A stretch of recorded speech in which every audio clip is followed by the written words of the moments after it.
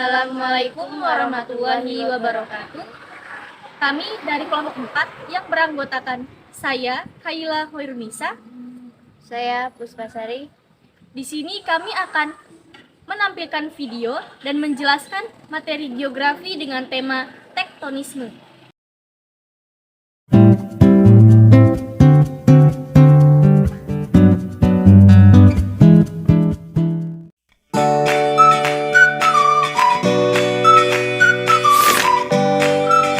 Salah satu tenaga yang mempengaruhi perubahan litosfer dan unsur sfera adalah tenaga endogen. Tenaga endogen merupakan tenaga yang berasal dari dalam bumi. Tenaga endogen ini bersumber dari magma yang bersifat membangun atau konstruktif. Tektonisme merupakan gejala alami yang berupa peristiwa pergerakan lapisan kerak bumi yang menyebabkan perubahan pada permukaan bumi. Peristiwa alami karena tektonisme dapat berupa lipatan, pergeseran, ataupun pengangkatan, membentuk struktur permukaan bumi. Bentuk pergerakan lempeng terbagi menjadi 3, yaitu 1. Konvergen disebut pergerakan lempeng yang saling bertemu, di mana pada akan ditemukan 3 bentuk kenampakan, yaitu zona subduksi, palung laut, dan gunung api. Yang kedua ada sesar atau transform, yaitu pergerakan lempeng yang sejajar mengalami singgungan saja. Yang ketiga ada divergen. Divergen akan ditemukan kenampakan berupa mid-ocean break atau pemotong tengah samudra, yang mana pergerakan lempeng ini adalah pergerakan lempeng yang saling menjauh. Berdasarkan luas dan waktu, gerak tektonisme dibedakan menjadi A. Epirogenesa. Epirogenesa adalah pergeseran lempeng tektonik secara perlahan, meliputi wilayah yang luas dengan arah vertikal. Dan B. Orogenesa.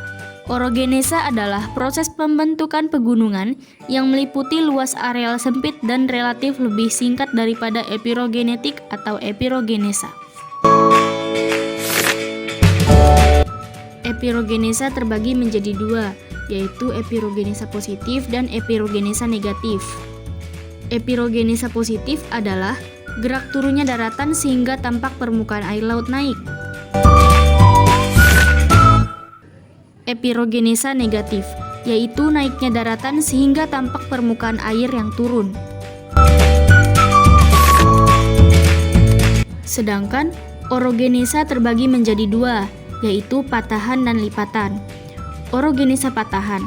Patahan adalah gerakan yang menyebabkan kulit bumi retak atau patah. Bagian muka bumi yang turun disebut tanah turun atau graben, yang naik disebut tanah naik atau horst.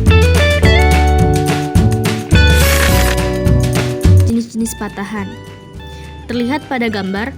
Kondisi normal di mana rangkaian pegunungan dipisahkan oleh garis patahan, yaitu simbol X. Kemudian pada jenis patahan dekstral, simbol X bergerak ke arah kanan, sedangkan ketika simbol X bergerak ke arah kiri, dinamakan sinistral. Salah satu jenis dari patahan ke arah vertikal yang mengalami penurunan atau kenaikan sebagian saja. Pada gambar A, simbolnya mengalami penurunan dan X tetap. Pada simbol B, X mengalami pengangkatan dan Y tetap.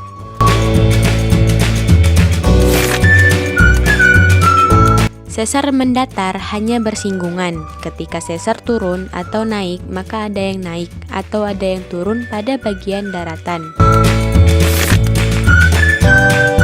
Orogenesa lipatan.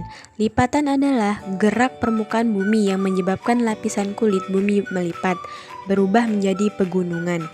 Punggung lipatan disebut antiklinal, sedangkan daerah lembah disebut sinklinal. Biasanya, lipatan berbahan batuan endapan karena bersifat lebih lentur daripada batuan beku. Lipatan tegak atau simetris, di mana sumbu X dan Y sejajar sama besarnya. Artinya, tidak condong ke satu arah. Bisa kalian lihat pada contoh yang sebelah kanan. Gambarnya, dia rata kanan-kiri. Lipatan miring artinya tekanan lebih besar ke satu arah.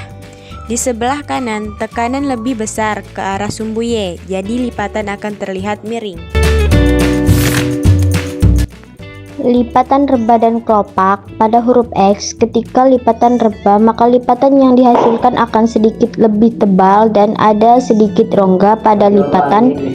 Sedangkan ketika lipatan kelopak, maka lipatan yang dihasilkan akan tipis-tipis, tidak ada rongga atau tidak ada rongga. Lipatan menggantung adanya tekanan sehingga membuat bagian atas lipatan akan terus naik ke atas atau terangkat sehingga seperti menggantung pada huruf X.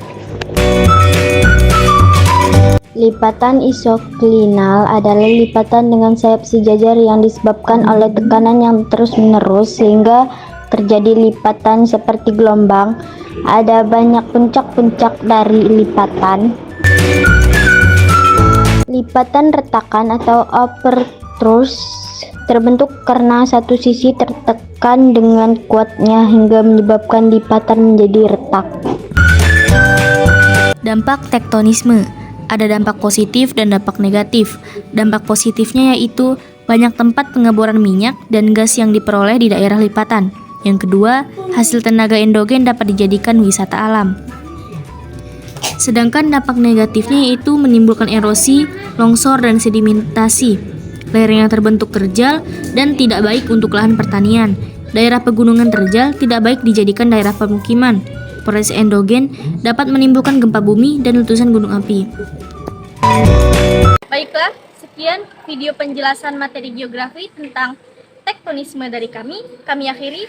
Wassalamualaikum warahmatullahi wabarakatuh.